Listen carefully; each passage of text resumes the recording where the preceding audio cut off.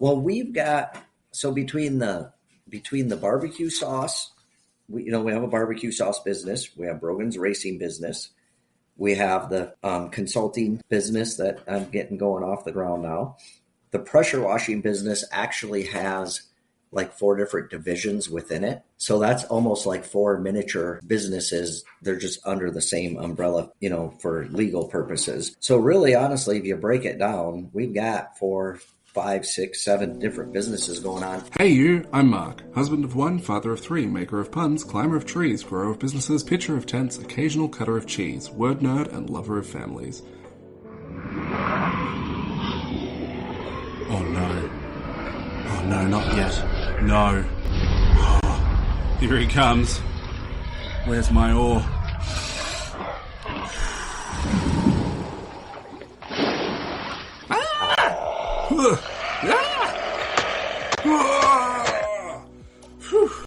Showed that crack on who's boss. At least until like 2 p.m. this afternoon. I think I'll be due for another attack by then. Let's jump into it. Hey, all of you bandits and chilies. This episode is an interview with James Carter, who has, if my count is correct, I think he has about 17 businesses and 104 children. I can't remember exactly. We'll get into it. But it's great to have you here, James. How are you? Good. Very well today. Thanks for having me, Mark. Thanks for coming back. This interview, embarrassingly enough, I had recorded this. I alluded to this interview in our very first episode, or in the promo thereof, and I recorded it, and then subsequently lost the recording. So James has been kind enough to come back and chat with me again, which is really great. So give us a bit of a picture of your life as a family-oriented business grower, James. What's the background of your sort of family, the backdrop to that, and then your businesses? What are you doing at the moment? Yeah, I'll give you the quick overview, and then I'll give you a little more detail. But so the quick overview is this. Between my wife and I, we have 10 children, 5 dogs. We have 4 active businesses, 5 working on the facilitator, the coaching deal. And so, yeah, there's never a dull moment in our life. Nice. I love that it's like when you started saying 4 or 5, I thought the 5th one might have been one that was being, phased out. But no, that's a new one. Yeah. That's great. Yeah. I'm a glutton for punishment. Well, does it feel that way? No, you know what? I totally enjoy everything we're doing. Like, I wouldn't change anything. You and I have talked about, and I know we'll talk a little more about it later, but like the faith and just believing in the path that God's put you on. And you got to remember that in the good times and the bad times that he's got you here, and it's up to you to do something with it, something positive with it. And there's a lot of eyes watching you, especially with our kids. They're all pretty well on their own. We really only got one still under high school age. The rest of them are out on their own doing their own thing, but you got a lot of eyes watching you and how you handle things and how you handle success and also how you handle the hard times. So yeah, well, let's dive into that a little bit with regards to faith in like practical terms within your family and within your business. How does that look for you? What does that mean for you? Yeah, so I've kind of got a blind faith, and I'll tell you how I came about it. I was in the car business for 15 years and got to the point where I had just outgrown it or whatever. I was working 6-7 days a week, 70, 80 hours a week, and I wasn't building anything for myself. And I was looking around at what I had built for everybody else through those 10, 15 years. And for, I think, close to 2 years, every night I prayed the same thing. God just, because at this time we had, I think, 6 of our kids under the age of 18. So you kind of grow dependent on that income, right? Like that's what gets you. That's the hard part to leave. Yep. That'll do it. Yeah, that'll do it. So we had I had a nice 6-figure income from the car business, and think life was good other than the fact that I absolutely did not enjoy my job one bit. I mean, it got to the point in the end where I didn't enjoy it at all. But for the last 2 years, every night I prayed the same thing. I just prayed, God, you know how much I don't enjoy this. I don't know why you're putting me through this. Just give me something that I can do that I enjoy and I make the same amount of money.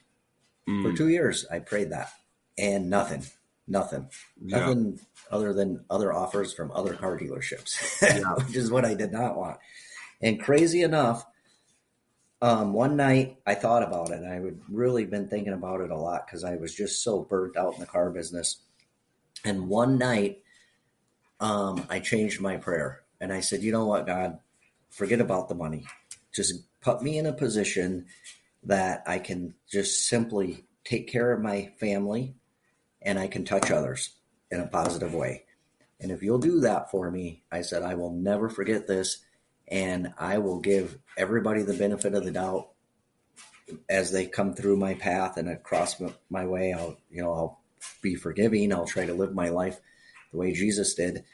And by golly, no joking, within a week, this business opportunity for the one that we own now came up. Like within a week. Yeah. And kind of how that came about even strengthened my faith more.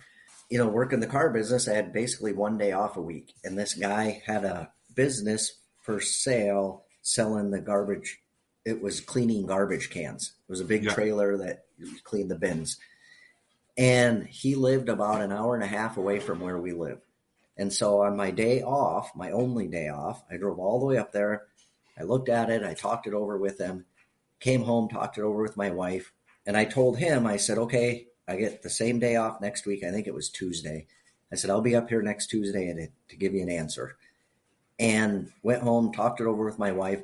And that particular thing just wasn't a good fit for us because basically I would have had to move the business an hour and a half away and start with zero, like Mm, literally zero. We started with almost zero, but we at least had something to bring a little bit of income in, and that would not have afforded us that opportunity.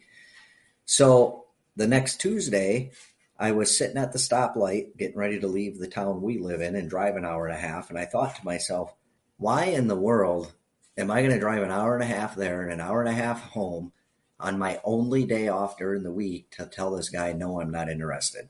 Like, why am I not just calling him? And there was a little voice in the back of my head that said, well, you're going to do that because you made a commitment to this guy. And I thought, yeah, you know what? You're right. Like, it all starts with, fulfilling your commitments. That's a big one. That's very close to the top of the list. So I drove all the way up there, hour and a half, told the guy, no, it wasn't going to work, whatever. We talked for about a half an hour. I turned to walk out of his shop and I literally put my hand on his doorknob to open the door. And I noticed a little pressure washing trailer in the corner. And I said, well, what's that? He goes, well, that's a pressure washing business. I'm trying to sell that too. And he's like, God, that might actually work for you because that I do have some clients, that you could service to at least get you started.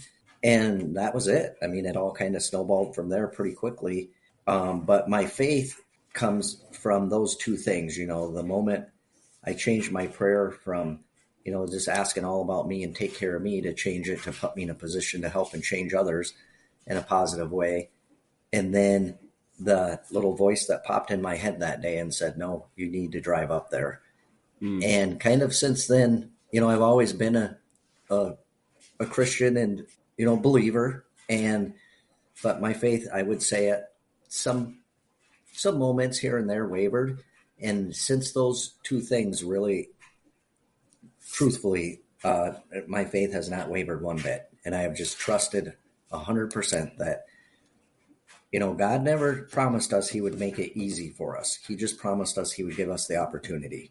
mm. So I remember that too when things get tough sometimes. And I'm like, nope, he gave me this opportunity. It's working. And I take care of others. I give employees second chances where a lot of other people might not give them a second chance. And it works, man. Like, it Mm. works. So there's quite a lot in that, like from the six-figure income of your established job that you're Yeah. familiar with, as much as you might not have liked it. Like you said, it was helping you to support at that point, six kids at home and anything else that you've got going on. So then it's still quite a leap of faith to jump into that opportunity and say, yeah, I'm gonna leave that behind. I'm gonna take on this pressure washing opportunities business, which, you know, even if it was well enough established where you have that sort of income level maybe projected, you still don't know all of how that's going to go and everything. So, how did that? How was that transition for you? How did you make that choice, and then how did that business take off? Yeah, well, yeah, that was crazy because, like you said, we went from six figures to my very first year. I only paid myself, I think it was like $23,500 the first year. Yeah, Um, so, and I knew that going in, like I knew that I was going to be able to generate the income because I had talked to a few people ahead of time, friends with large construction companies in town that I knew I'd pick up their business. Um, but it was my first ever foray into entrepreneurship. So, like, how much of that, yeah, if I can do $70,000 worth of business my first year, how much of that's you got expenses and everything else in there? mm-hmm. I had no idea. I mean, I'd never done any of this before, so it was really, truly kind of a leap of faith. And how we did it, I had a lot of really good guidance along the way, an encouragement, and then my wife pretty much, bless her heart, my wife pretty much became a single parent for 2 years mm, because I just dove into it because I am have always been. I am the type. My personality is once I commit to something, burn the ships. Like we're done, burn the ships. There's no option to not fail. Like we are going all in, which is what we did. But to make that work, so basically my first 2 full years, um, March through November, my typical schedule would be, I would a lot of my work in the beginning was overnight cleaning sidewalks for businesses and stuff. So I would go out, I would work all night. I'd come home about 6 in the morning. I'd sleep till about 8. I'd get up. I'd go do door to door foot traffic, whether it was residential or commercial. mm-hmm. And I'd come home about 11, 12. I'd maybe sleep for an hour. I'd go out and do any residential or daytime work I had until uh, maybe 5 or 6. And then I'd come home and sleep for a couple hours. And then I'd get up at 9 o'clock then at night and go do the overnight work.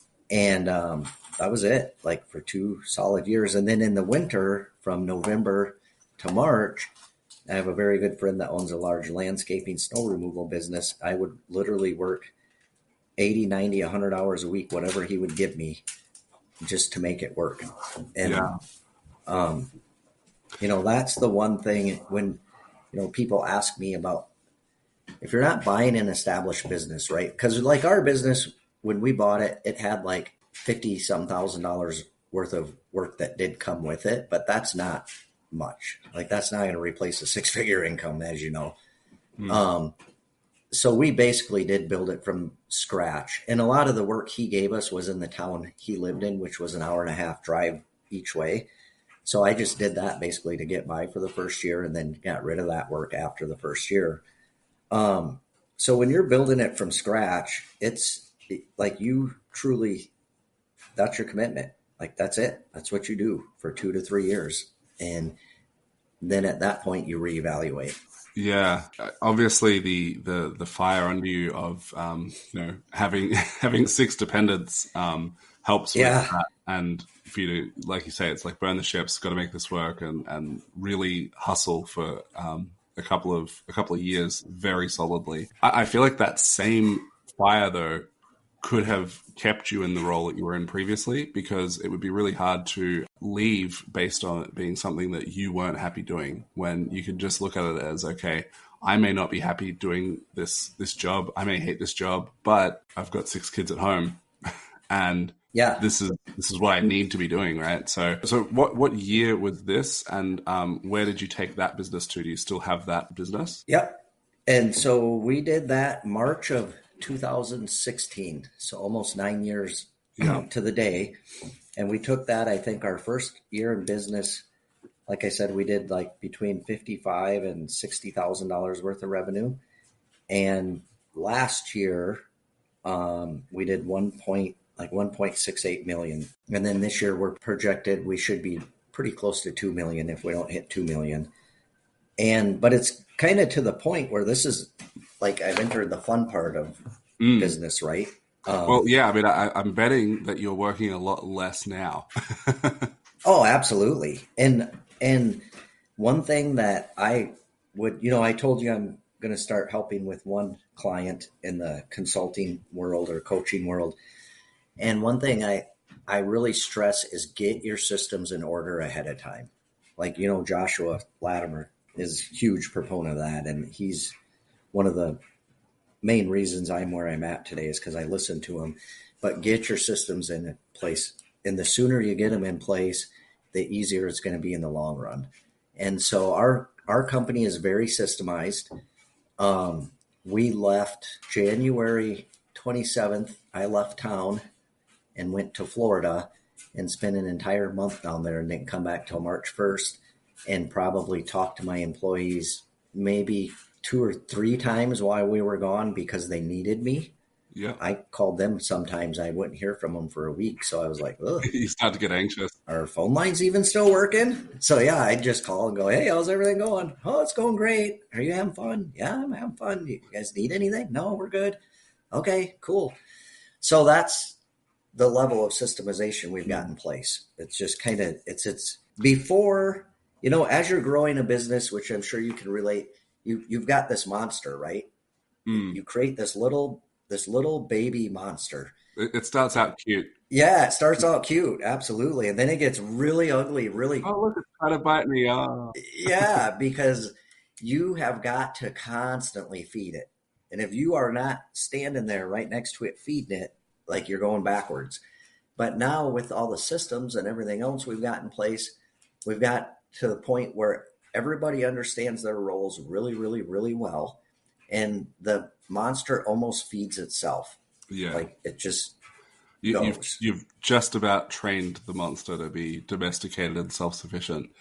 Yeah, just carrying that monster analogy for a second, I feel like it's if you don't stand there feeding it, it's either it's going to eat you or it's going to Yeah. die, and Yes. it's going to starve to death. And Absolutely. neither of those things are good for you. I feel like systems is something which I, in the early days, thought I understood, and it was. Mm-hmm. This is actually kind of similar to the faith question because it was kind of this obscure, nebulous concept, which is like, oh, systemize a business and so on and so forth. And you mentioned about getting your systems in place ahead of time. I really struggled with that before I'd figured this out. I would have this tendency to either over systemize or under systemize pretty much everything, and I didn't really know what made a good system and then how good systems work together. So how would you describe, like when you say that your business is systemized, what does that look like on a practical level? Yeah, absolutely. And I struggled with the same thing in the beginning, and that's why I took so many of Josh's courses and stuff, because what I learned is in order to implement, that's fine. That's one thing for another guy who knows what he's talking about to tell me, hey, you need systems and you need to implement them. Mm. Okay, well, that's cool. Now back to exactly what you just said, Mark. So what is a system and when do I need to implement it? So Yeah. you've got to learn what a system is and where a system is needed, because it is really easy to over systemize it. And you don't want that. And so once I really grasped the concept of that through hours and hours and hours of watching Josh's videos and taking notes and reviewing them and rewatching videos, once I really grasped the concept of it, to me, it's pretty easy, and I think I can explain it pretty easily. If you've got a task that recurs, whether it recurs every day, multiple times a day, or once a month, if you've got a recurring task in place, write down on a sheet of paper from beginning to end how you handle that task when it needs to recur. And you can do the same thing with, if you're in a certain business that you have certain questions or maybe common questions or complaints from the customers, you can actually systemize that too. Put it down on paper. When this question comes up, this is how we answer it, and this is what we default to. And it's just kind of like anything else. Especially for me, I'm a hands-on guy. Like the more you do it, just the easier it gets. And you just sit down and make a list. Okay, how are we going to handle office supplies? Well, how we've got office supplies systemized is really easy. We've got a list of every office supply in the office. Next to that, I've actually taken it one step further than some guys do. Next to that, I also have where we order it from and how much we pay for it. So periodically, I'll have my office manager go through and price check. Like, hey, should we be getting this from somewhere else? So you've got a list of the supply that you have, where you order it from, how much you pay for it. You've got next to that, you have a number of how many should be on the shelf when I take inventory. And next to that, you have a number that says, how many do I order when the number on the shelf goes below that number? Yeah. And then you've got a blank field in the last one, and that's once a week. My office manager, it takes her 10 minutes now. She'll go through and she'll write the numbers in, and then she'll compare the numbers to what should be on the shelf. She knows what to order. She knows where to order it from. And in a period of maybe a half an hour, she's got inventory under control for the entire office. That's kind of an example, I guess, of what I would consider like a system. Yeah, perfect. I have this this difficult employee who's actually been with us right from the start, and I'm curious if you can relate to this because when implementing systems, this guy would just never follow it at all. It was me. I'd write the system, but I would never do it that way when I formalized it. Yeah. And said, step one is this, step two is that. But then when it comes to actually me implementing it, I'd be like, oh, yeah, I can, but I know that I can skip step two because I'm special. Yeah. And I feel like that is one thing which in the beginning really slowed me down, where it's then hard to define whether the system is a good one or not. Because if your first reaction is to cut the corners, then probably any employees would be as well. So how have you found out? What's your experience been with following your own systems? Yeah, absolutely. I giggle a little bit because 100% can relate to what you just said. Like it's one thing to have a system in place, but a system is no good if it's not followed. And if you can't get the employees to get on board to follow it. So in the beginning, I would write all the systems. And then what I found was, like you said, they would shortcut them. And I would even maybe find myself shortcutting them. So at that point, I'm asking, well, wait a second, maybe I need to revise my system. I'm even shortcutting it. I can understand why they would do it. And so just a year ago, actually about a year and a half ago, was when we finally got to the point revenue-wise where I figured that the budget could absorb a full-time office manager. And when I brought her on, I was really struggling getting her to do what I needed her to do. Like the system thing, she wouldn't take inventory in the office, and then we'd run out of something, and then I could explain to her, hey, do you understand why now we do this? And what I found was I sat down with her and said, listen, this is the system I have in place. This is the vision. This is the end result, what we need to get. Take my system for a starter, and how about you put your own system together for me? You tell me what you can do to tweak my system to keep things in place. And what I found is if you actually let the employees have a little input into the system, because theoretically they should. Now, looking back on it, hindsight's 2020, if they're doing the work and you trust them as an employee, they should probably get a little input on it. Yeah. So what I found is it's a lot easier to get new systems implemented and get people doing them if they get a little input into how the system works and why. Yeah, for sure. We've actually just redone some maintenance systems, and doing it that way made it a lot quicker because I knew in building it out that this is not perfect. This does not need to be. I'm not trying to complete the task of like we have the new maintenance systems revised and they're all done and it's perfect. I just need to get the framework in place enough to get it off the ground, and then do exactly what you just said and have them revise it, have a feedback loop from there, and then they can tell me, you know what, I skipped step 2 as well. Oh, isn't that weird? Maybe we don't need step 2, or maybe Yeah. that's just step 1.1. And yeah, and so it takes the pressure off on that front, and then they're more likely to be involved because they're involved. They're more likely to be happy to do it and to do it properly and have a better understanding of the intent behind what it is you're trying to achieve as well. Um, Yeah. so Absolutely. And then just like us, the more they do it, the better they get at it. yeah, for sure. Yeah. And the more you have those conversations where you show your willingness to involve them, Yep. that builds that relationship, and then they might be willing to say something that they previously weren't. Like, you know what? There's this other thing I've been wondering about. Like, why do we do it this way? This is really like, no offense, it's kind of dumb. um, Yeah. yeah. So how would you say that translates across into your family life, the domestic economy, and systems within a household? Household like yours, which has been very busy over the years. What sort of systems do you have there? Well, so I'll be honest with you. With as many kids as we have and what we have going on, and Brogan, you and I have talked about off the podcast a little bit. My son, he's 14 years old and he races sprint cars on a national level. So we're all over. I mean, we put 70 to 80,000 miles a year on with that.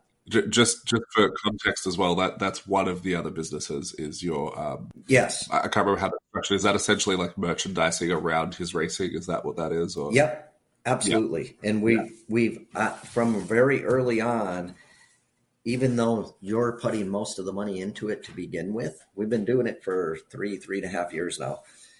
And even though you're putting most of the money into it to begin with, it's not, racing as a whole does not generate a lot of money.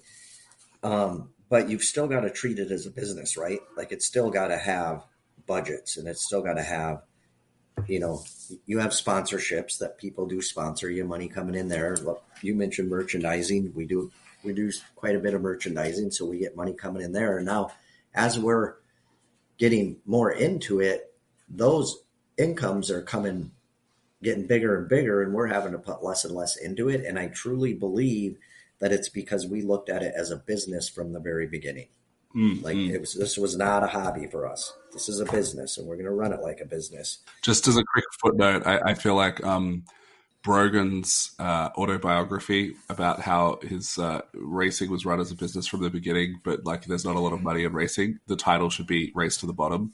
So I'm just throwing that Yeah, out there. yeah, absolutely. You know how to make $10 million in racing, right?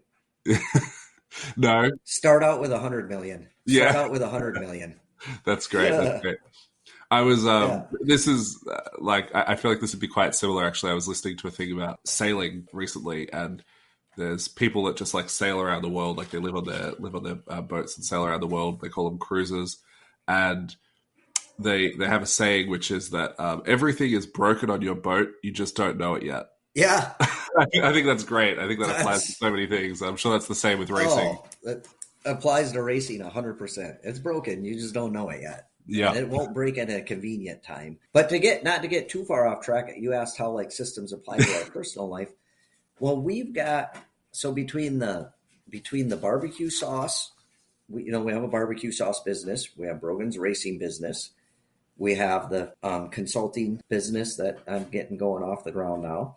The pressure washing business actually has like four different divisions within it. So that's almost like four miniature businesses. They're just under the same umbrella, for legal purposes. So really, honestly, if you break it down, we've got 4, 5, 6, 7 different businesses going on. So that's all we do, right? Like Mm. we get up, we work, and at night my wife's working on the merchandising for Brogan. We're out in the shop, or I'm kind of scuttling him around because now the more he's getting into racing like on a national level, he's got sponsor commitments. He's got, the podcast tonight at 5:30, that's for him. He's got podcasts maybe once a month or something. So we've got to keep his schedule going there. And so personally, the systems from the businesses that's all we do kind of rules our lives. Yeah. We've got the schedule in place. My wife is the scheduler. She keeps track of all of that. I don't know where I'd be without her. I would be lost. I'd be driving around aimlessly wondering what I was supposed to do next. Yeah. Yeah. I know the feeling. So she keeps us going there. Yeah. So she keeps us going there and she keeps the schedule. And then our oldest son now, he's been hired as a full time crew member for Brogan's race team. So he keeps that schedule going. And then, my work schedule is pretty flexible at this point. And then we've integrated the barbecue sauce into the merchandising on the race part of it. So it kind of all overlaps. There's really no, Yeah. It's sort of a way of being. yeah, yeah. It's kind of all just kind of one big monster now. Yeah. It's just got, yeah, many, many heads and additional tentacles. Yeah, absolutely. Yeah. So, there's so many bits in there that I kind of want to pick at. It's hard to know. Yeah, Talk about the barbecue sauce. You just thrown that in there. It's like, oh yeah, we also have a barbecue yeah, sauce business, and that to me is a very, everything else kind of makes sense. I can see the pathway of how Brogan's racing comes along maybe as initially as a passion, and then you treat it as a business, and then that's how that kind of becomes its own thing. And the other businesses stem from each other, and even the coaching stems from your experience in business. But barbecue sauce. yeah, How does one get into the barbecue sauce business? What's the barbecue sauce game like these days? yeah. Believe me, if you would have asked me, if you would have told me, if God would have whispered in my ear 3 years ago, you're going to own a barbecue sauce company someday, I would have been like, "What? Are you sure you're talking to the right guy?" But yeah, how that came about was kind of like we talked. Everything's kind of intertangled. So 3 years ago, the barbecue sauce company we own, a good friend of mine from high school started that business and kind of developed it. And we got 6 different flavors. And he kind of started it and developed it and got it off the ground. And then 3 years ago, I talked to him about sponsoring Brogan's racing program. And I said, hey, we've got good social media following. We can get you out there. We might be able to sell you some barbecue sauce. And he said, well, I tell you what, I'll make you a deal. And basically, he gave me X amount to start the year. He said, I'll give you 10 cases of barbecue sauce. That's my sponsorship to you. It's like $1,000 worth of barbecue sauce. And whatever you guys sell it for, you can keep. So if you can sell it for $10 a bottle, you get to keep it. And then if you need more, I'll sell it to you for wholesale cost, and you can continue selling it and go from there. Well, we actually did pretty well with it, and we sold quite a bit of it the first year or so. And he's this guy that started this business. He's kind of a serial entrepreneur. He's started and sold 5 or 6, 7 different businesses. And he had kind of taken that where he wanted. And he approached me at the end of the first year and he said, hey, you guys are selling the heck out of this. Why don't you just buy the company? And I was like, oh, interesting. Yeah, you're right. We are selling a lot of it. But at that time, I had my hands so full. I just told him, I said, now's not the right time. I said, maybe someday. Well, then a good friend of mine, him and I were talking one day, and his kids are all grown and out of the house. And he's always wanted to kind of get into something as, kind of a part-time business venture to see if that's kind of for him or not. And he was looking for something to do. And long story short, I said, listen, here's the deal. I got this opportunity and I got another guy that'll partner up with us that brings a lot of contacts to the table. And I said, but we would kind of need you to be the ground guy. Like, you're going to have to do the bookwork. You're going to have to do, like, I can give you the advice. I can steer you. I can sell it when we go through the racing community. I can do all that, but I don't have time to run another business to get to the point that we can afford to hire somebody to run it. And he agreed. So myself and 2 other guys went in on partners with this. And what we've kind of done is taken it from where it was, which is he had it in like 6 or 8 different stores. And then he was just going to different shows on the weekend. And so what we did is we kept those 6 or 8 stores. We've expanded it to a couple, 2 or 3 more stores, but then we're really pushing it in the racing community. Like our local track out here, that's one of the top tracks in the nation. They're selling it for us. We're taking it, selling it out of Brogan's merchandise trailer everywhere we go.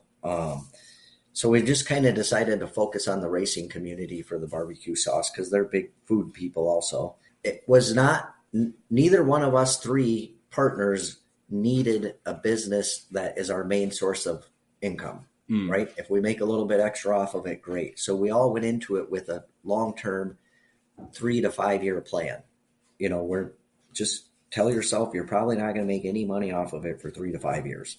And just go out and promote it and do what you can. And if it can break even and sustain itself, and when we run out of barbecue sauce, as long as we got enough money in the bank to order more, like we're good for 3 years. So that's the long version of how that came about. And we're about a year into it now, a little over a year, but things are going really well. We're selling, I'd guess, maybe a pallet or so a month. And then in the beginning, when we first bought it from that guy, we were maybe selling a fourth of a pallet, maybe a third of a pallet. And we've Yeah. kind of got it up to a pallet a month now. So it's just like any other business. Once it starts to get wheels, you start seeing progress. And I think that's kind of where we're at right now is we're starting to see the it's starting to grow. We're starting to sell more and more of it each month. So yeah, we tasted it too, and it was good. I was like, it's actually good.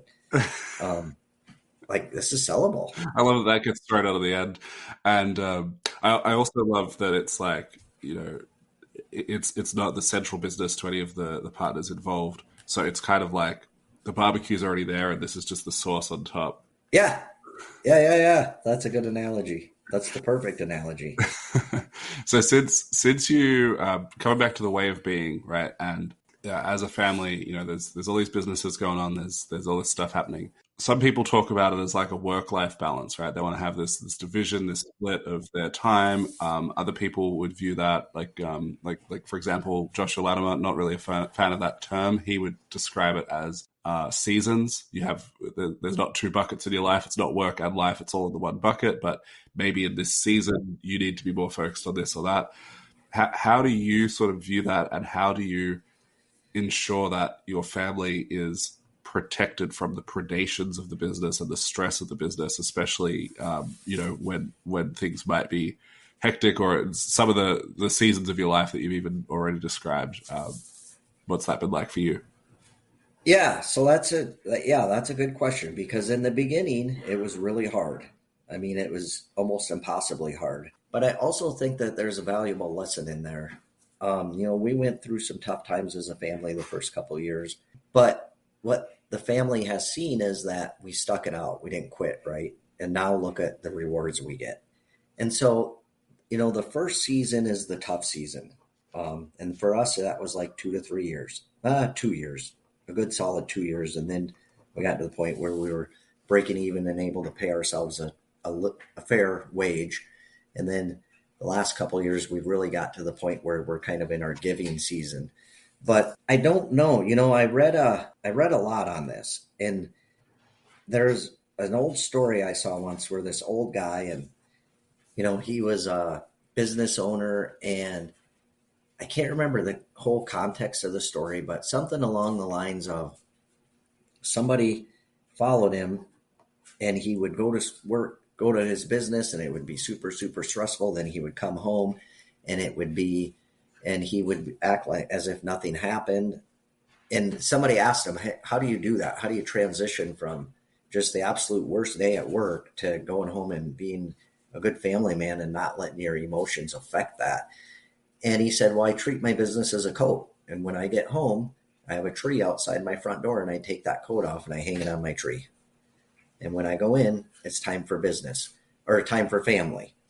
And Mm. so I think in the beginning, like when you've got one business you're focusing on, like that's important. You've got to have some balance. Like the way that we approach it, the way we did it, I honestly do not feel is the healthiest because, like I said, for 2 years, that's all I did. I just lived the business. My wife was basically a single parent, and that was hard. There were struggles there, and just through the good graces of God, we made it through it. And the second season was where we could balance it, right? Like we had the business, we would take care of that during the day. At night, it freed us up, gave us some opportunity to be free to go be at the kids' events together, to go on family vacations that we had never gone on before, go different places, do different things, kind of be able to shut the business off at night or for a week or so at a time, and then, get back at it the next day, get back at the grind. And that was kind of like, I would say, our second season, right? And then our third season, I think, is where we're at right now. And our third season was that transition of, wow, we built this business and it's successful. That was kind of fun. Let's maybe work on something else. Let's do it. We got the race thing going. We started to treat that as a business. The barbecue sauce came along pretty quickly after that. The opportunity to join War Plan came along not too far after that. And so now there is really no, like I've said earlier, our life is our businesses that we're in. Mm. And we're all in it together, and we're all enjoy it and all that good stuff. So it's almost as seems like once you get to a certain point, it just kind of naturally blends itself together. Mm. And then, the fourth season, which we're just kind of turning the corner on, in which I believe that the consulting coaching part of it is going to play a big part of it, is our giving season, right? Like we are in a position that we can, we've always been very giving people. Giving, I was just thinking about this the other day. Giving, most people correlate giving to monetary, right?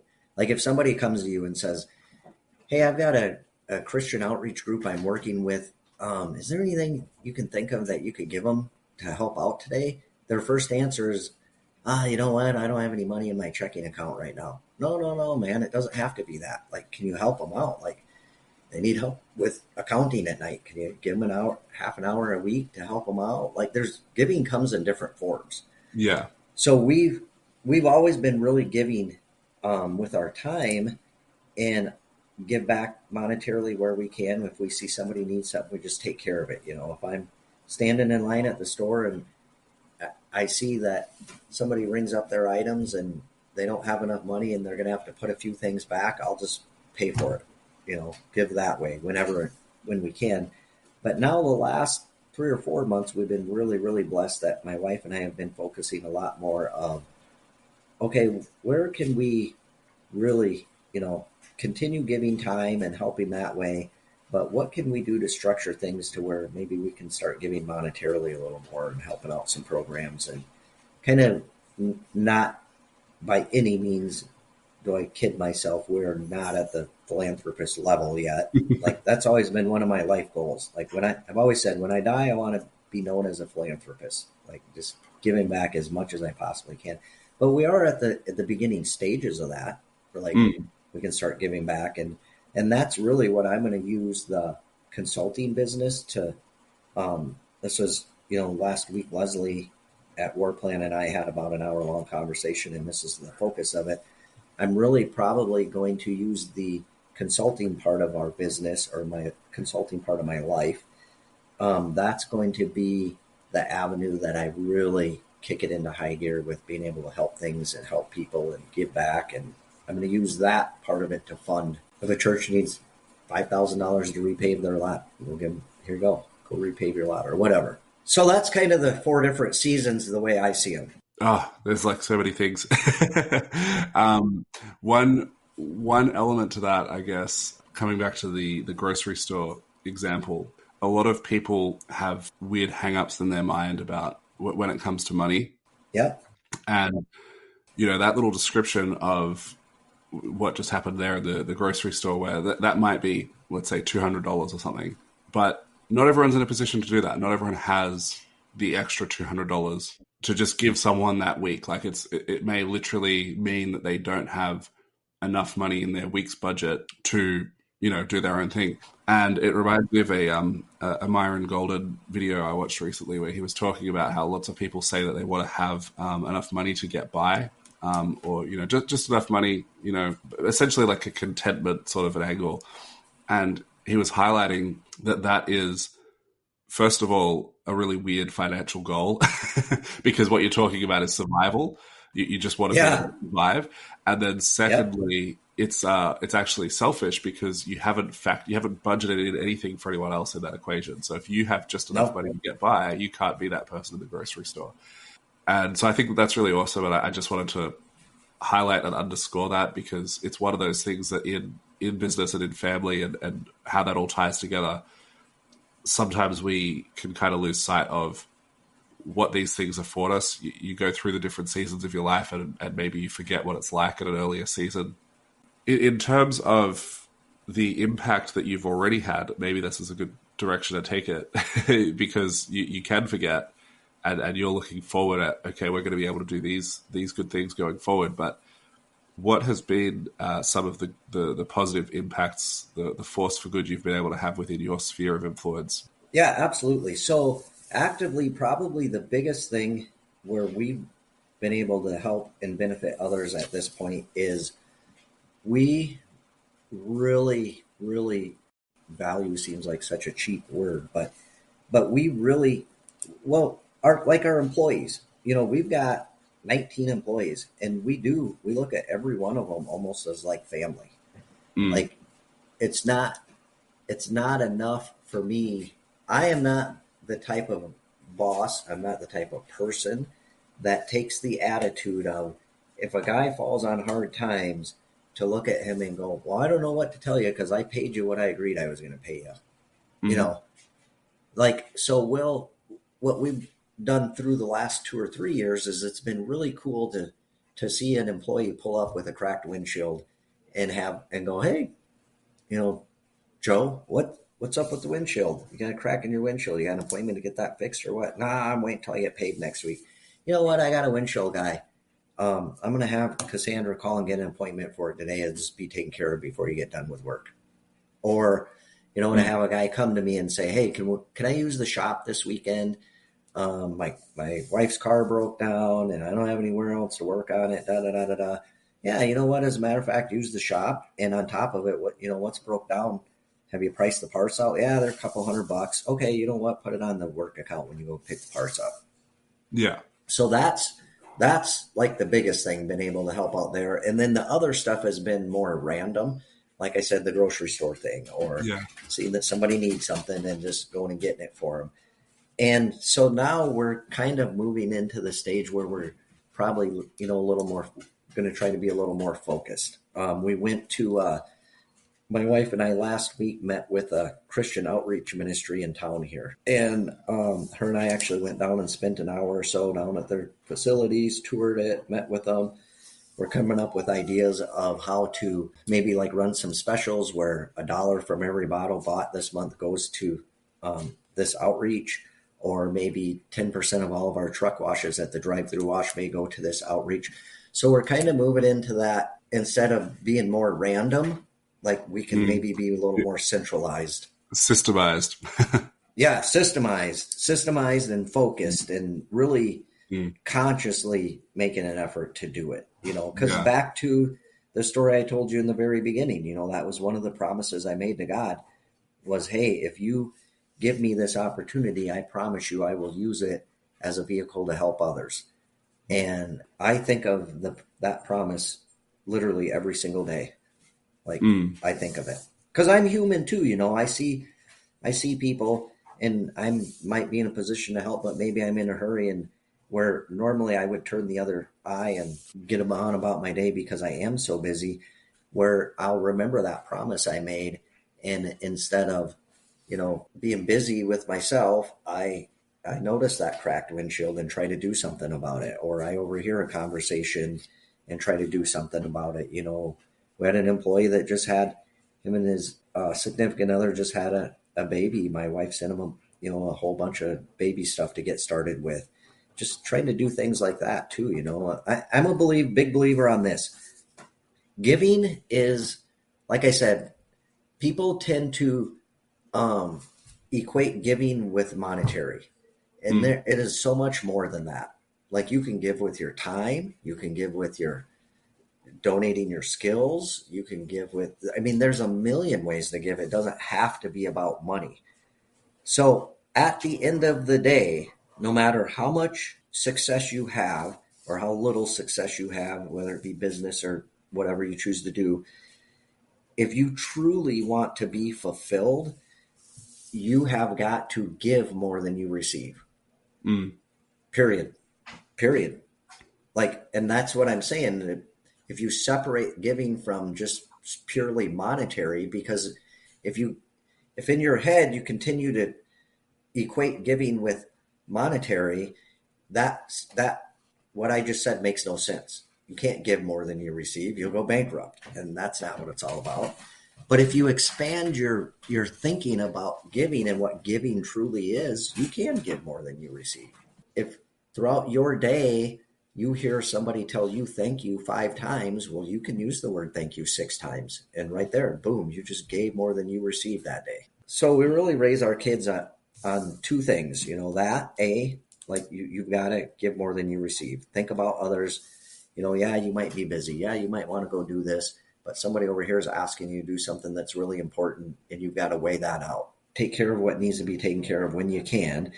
The other thing is just being honest with yourself about using the abilities and talents that God has given you and looking at it in such a way like, there's certain days that I may wake up and I may have something that I really should get done today. And I'm thinking, I don't want to do that.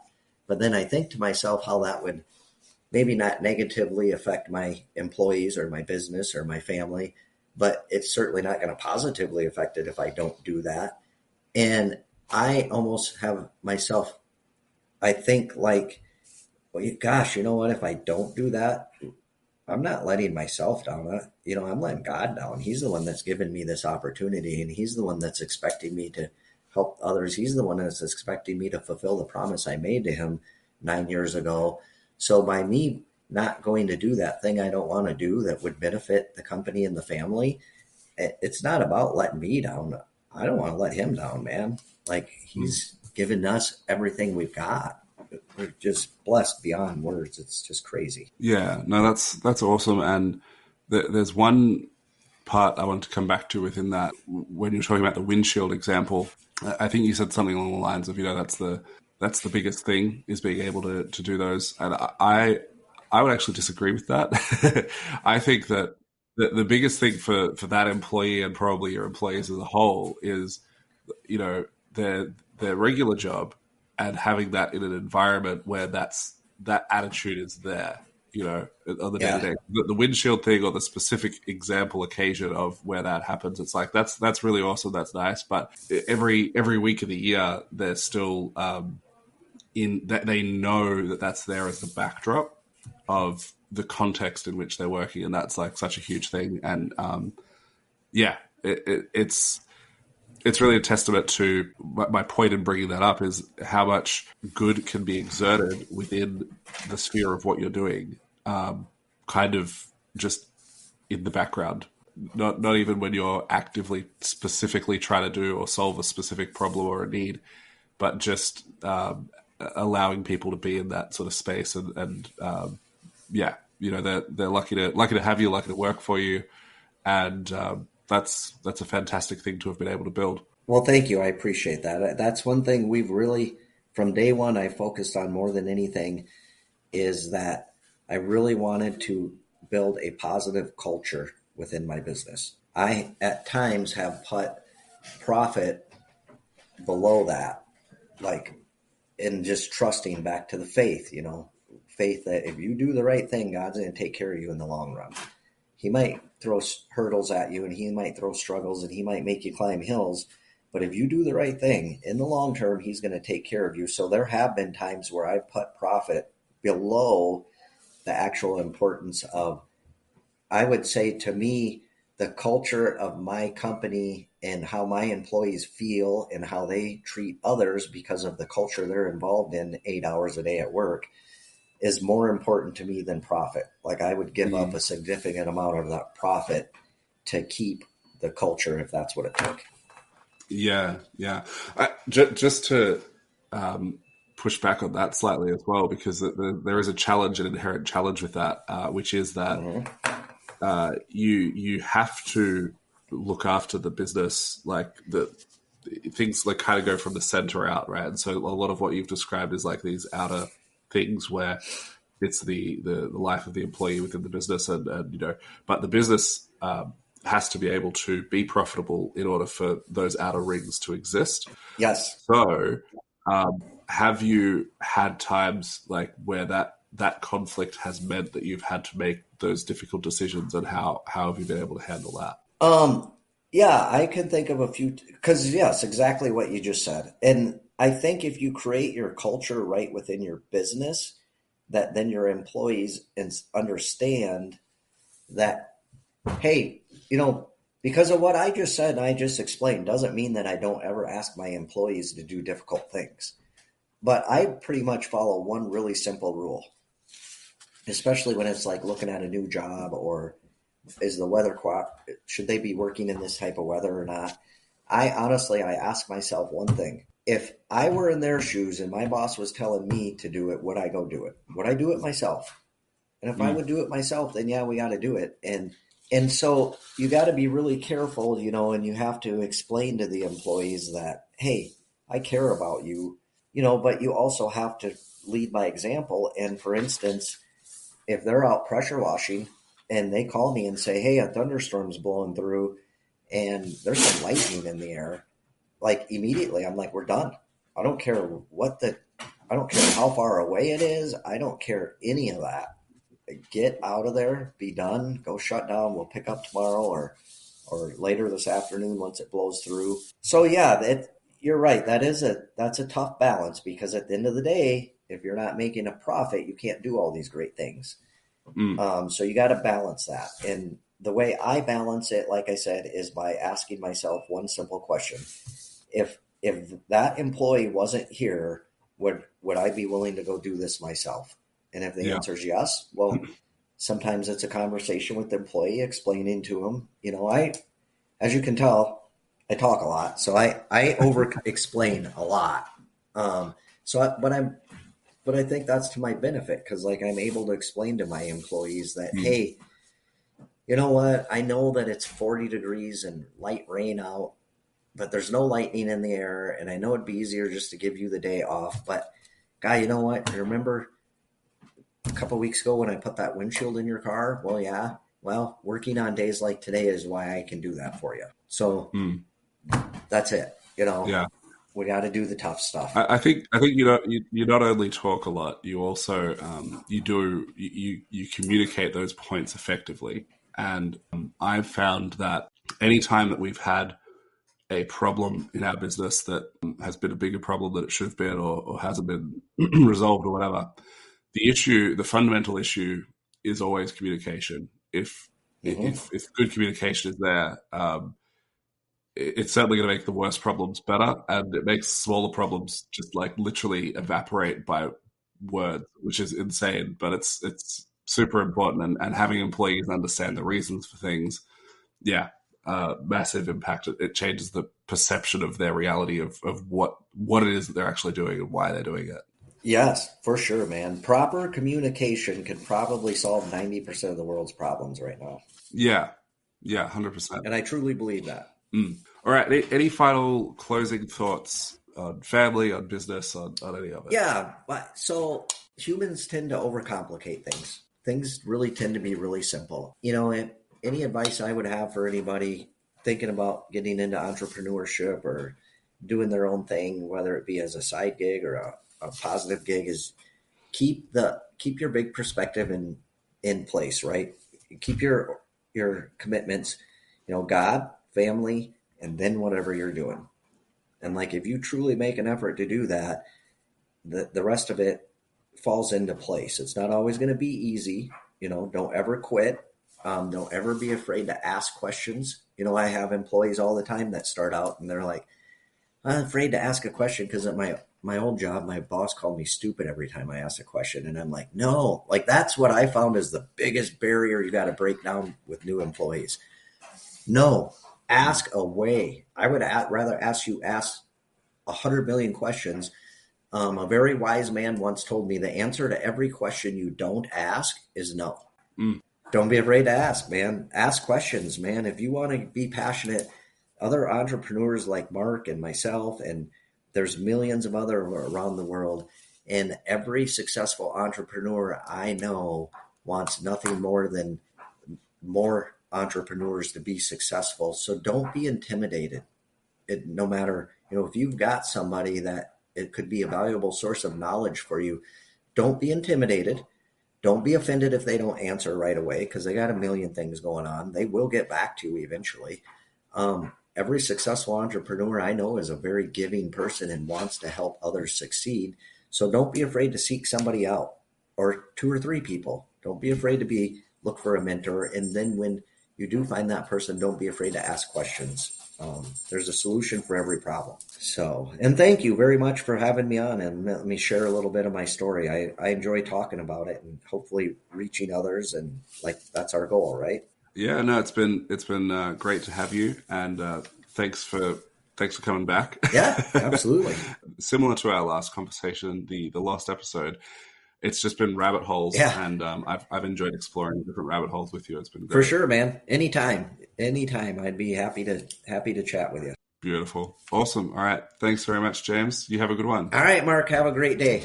Are you picking up what I'm laying down? Are you sniffing what I'm stepping in? If you're looking for a really valuable community centered around building your business, being really intentional with your spouse and kids, and if you think you can tolerate my terrible dad jokes, then join Family-Oriented Business Growers. It's awesome. There's self-paced challenges designed to help you solve key pain points within your business in short, intentional sprints. There's awesome people in there doing awesome things who have experience with stuff that can help you, having stood where you stand. You'll benefit from what's in there, we'll benefit from having you in there, you legend you, and best of all, it's totally free and also free of toxic shenanigans because we don't tolerate none of that. The mission of the group is to help 250 family-oriented home service business owners reclaim 5 hours per week for what matters most whilst growing their business this year. So jump in there and get amongst it. Join via warplan.au, that's warplan.au. Oh no. He's early. Warplan.au. Catch you in there. Ah!